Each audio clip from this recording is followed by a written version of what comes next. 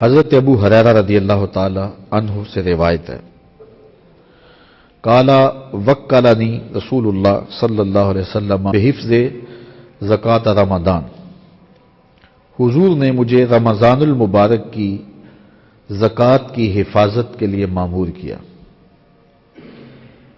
کہ رمضان المبارک میں جو صدقہ اکٹھا کیا تو حضور نے مجھے متعین کر دیا کہ تم اس کی حفاظت کرو۔ کہتے ہیں کہ جب حضور نے مجھے اس پر متعین کر دیا تو کوئی شخص آیا اور آ کر کے ایک جانب کپڑا بچھا کے اس میں وہ کھجوریں تھیں، وہ غلہ تھا، وہ جو کچھ بھی تھا اس میں ڈالنے لگا۔ تو میں نے اس کو پکڑ لیا اور کہا کہ میں تجھے اللہ کے رسول صلی اللہ علیہ وسلم کے پاس لے کے جاؤں گا۔ تو اس نے کہا میں محتاج ہوں، قال انی محتاج وعلی عیال ولی حاجت شدیدہ، میں صاحب عیال ہوں، میرے چھوٹے چھوٹے بچے ہیں، میں بہت ضرورت مند ہوں، میں کوئی پیشہ ور چور نہیں ہوں، مجبوریاں مجھے یہاں کھینچ لائی ہیں اور میں اس لیے یہ مال غنیمت اس مال صدقہ سے کچھ چوری کرنے لگا، میری مجبوریاں مجھے یہاں کھینچ لائی ہیں۔ فرماتے ہیں مجھے اس پہ ترس آ گیا تو میں نے اس کا راستہ چھوڑ دیا۔ جب صبح ہوئی تو میں حضور کی خدمت میں حاضر ہوا تو آقا کریم نے مجھے دیکھا اور فرمایا ما فعل اسیرک البارحہ، اے ابو ہریرہ وہ رات والے قیدی کا کیا بنا؟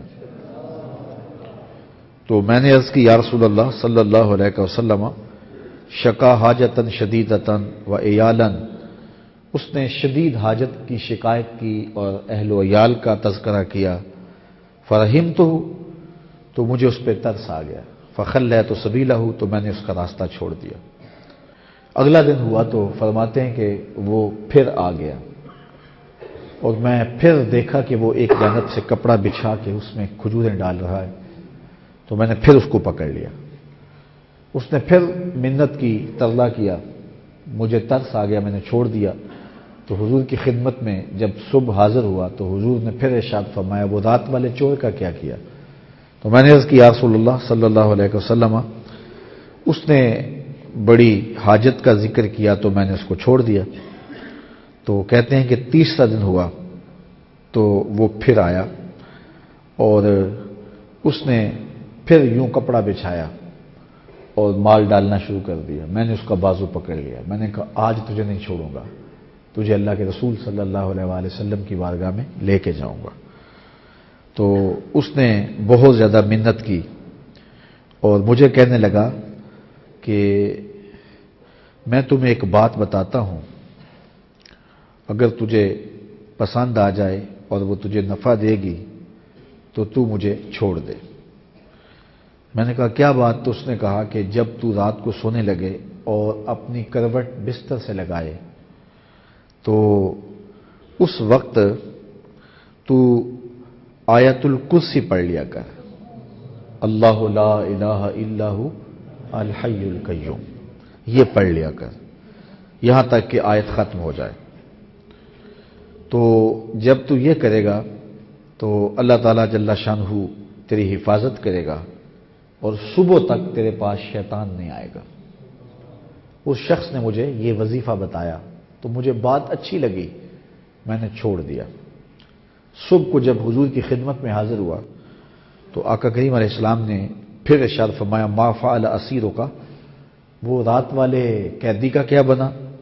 کل تو میں نے عرض کی کہ یا رسول اللہ صلی اللہ علیہ وسلم اس نے یہ مجھے باتیں سکھائی ہیں اور یہ نفع بخش چیزیں تھیں تو میں نے اس کو اس کے صلے میں چھوڑ دیا۔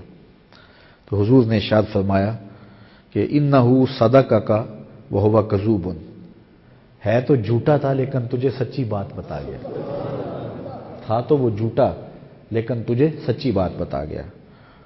اور پھر حضور نے ارشاد فرمایا ابو ہریرہ 3 دن تم جن سے باتیں کرتے رہے ہو جانتے ہو وہ شخص کون تھا؟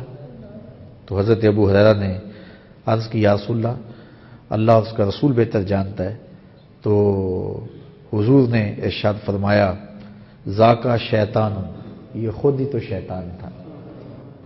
تو یہ آیت الکرسی کی فضیلت آپ نے سنی، تو اگر رات کو سونے سے قبل آیت الکرسی ایک بار تلاوت کر لی جائے تو کتنا کو وقت لگتا ہے؟ 2 منٹ بھی نہیں لگتے ہیں۔